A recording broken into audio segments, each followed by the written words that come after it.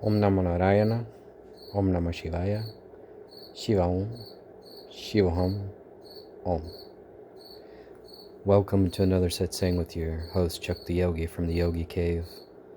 I'm going a little close up this time around because for whatever reason, my phone jack doesn't work anymore, so I'm going to have to figure how to use these microphones. So I'll have to depend on the phone microphone, the one that's installed in the phone for the time being. So it just shows the constant technical challenges just to be able to give you a content that's acceptable. So I accept that. Anyway, let's see, where was we? Let's get to, I think it was 2.21. Taralta eva drishyasya atma. The essence of the seen is only for the sake of the seer. Now that's a very esoteric, or at least apparently esoteric sutra.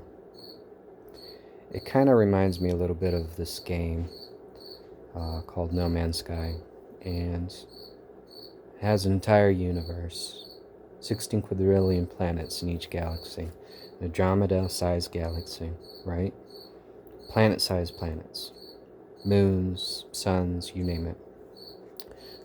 And it only fits in like 8 to 10 gigabytes of hard drive space. So it doesn't seem like much, but it's all based on algorithm. It's all based on what they call voxels. And what that means is that it's not mapped. Usually games are kind of mapped, and they're kind of plotted. Every grass, every rock. This isn't like that. Everything is procedurally generated. So what that means is that when the observer is not observing, nothing exists. It's nothing but ones and zeros. So that's how they're able to make an entire universe. So what Patanjali is kind of alluding to some extent, is that this sandbox that we live in, this labyrinth, this playground, is there for us to experience. And it exists when we experience it. So there's something that's very, very deep in that. I'm not going to go too far down that rabbit hole, because then we start getting into whether the universe is a hologram or not. I'm not going to get to all that. But Patanjali alluded to this 2,500 years ago. And the saints and sages of ancient India and elsewhere understood this concept way before it was entertained here in the West. So this is evidence for that. So 2.22. Karita altam prati nashtam api anashtam taranya sadana ranatvat. Although the seen has ceased to exist for the yogin whose purpose has been accomplished, it has nevertheless not ceased to exist altogether, since it is a common experience with respect to all beings. So that right there is a mouthful. What that means is that Patanjali understands that the ultimate purpose for the yogin is to achieve a state of consciousness that understands the nature of the matrix, or the nature of the playground that we live in. So what that means is that there is this thing called consensus reality. I call it that. And we all can agree that there's this thing called consensus reality. Now, nowadays, it's very difficult. Some people go down rabbit holes and conspiracy theories and they disappear into la la land. But there is such a thing as consensus reality. Now, the purpose of the yogin is to move past that, which is what the shaman did well before anybody else, to understand the mystery that lies beyond the village and to interact with that mystery. So this is why the villagers depended, or The reason why the villagers depended on the shaman to be able to see what they could not see because they were stuck in the matrix, and then they were stuck in consensus reality. So several thousand years later, it's still the case, but society is a lot more complex than it was back then. So the yogin, or the purpose of the yogin, is ultimately the purpose of the shaman, to be able to see beyond consensus reality and be able to interact with that and be able to bring information for the benefit of the tribe, and in this case humanity itself, the nation, and so forth and so on. So Patanjali is saying, yes, there is such a thing as this sandbox, but the yogin sees beyond the sandbox. All right, let's see, where was we? 2.23.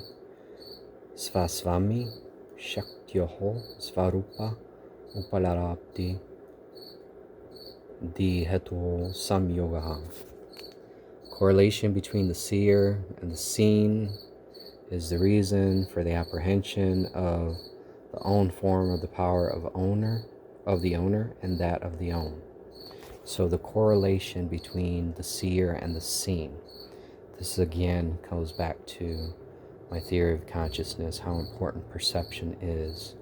That relationship between the perceiver and the perceived, right?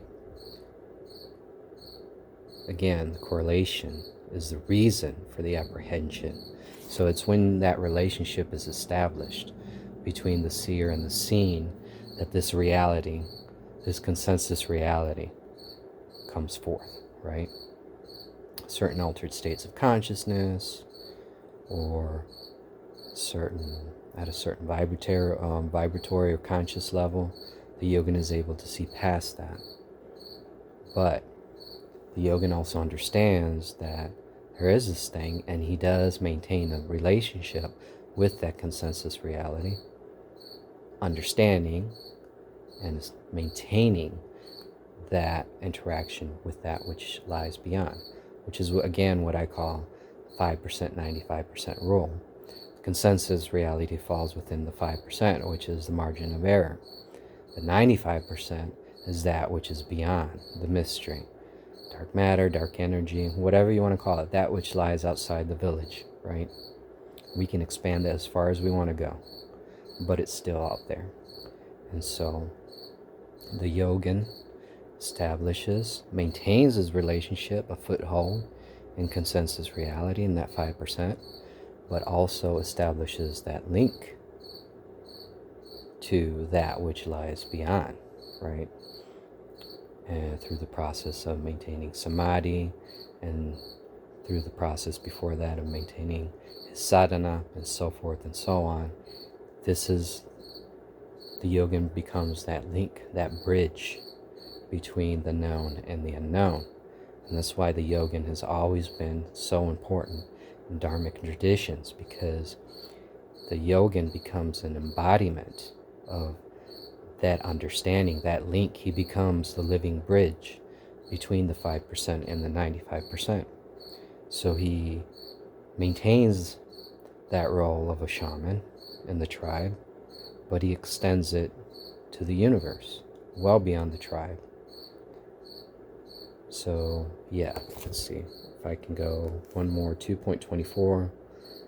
Tasya hetura vidya. The cause of this correlation is nescience.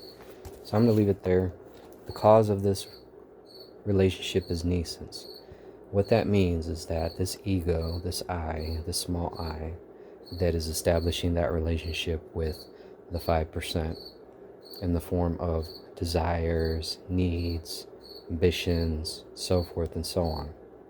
That is the foundation of nescience, of our attachment to this 5%. And the purpose of yoga is to release oneself from that sandbox through this process of sadhana, achieving the achievement of samadhi, and so forth and so on. But Patanjali, being who he is, the genius that he is, he breaks all this down in such a way to make it understandable to anybody with a solid foundation in the Dharma. So my purpose as a Western yogi is to break it down even further so that anybody with a Western education can absorb this and take the essence of it and be able to do something with it, right? So that the Dharma continues to flow. Anyway, so I'm going to leave it there, and hopefully by the next time I'll find something on eBay to be able to hook me back up into the jack and so on, all this technical stuff. I don't want you to be bothered too much by that, but at least you know why the close-up, right, this time around. Anyway, Om Namo Narayana, Om Namah Shivaya, Shiva Om, Shiva Hum, Om, Jai Ma, Jai Mahakal. Till next time.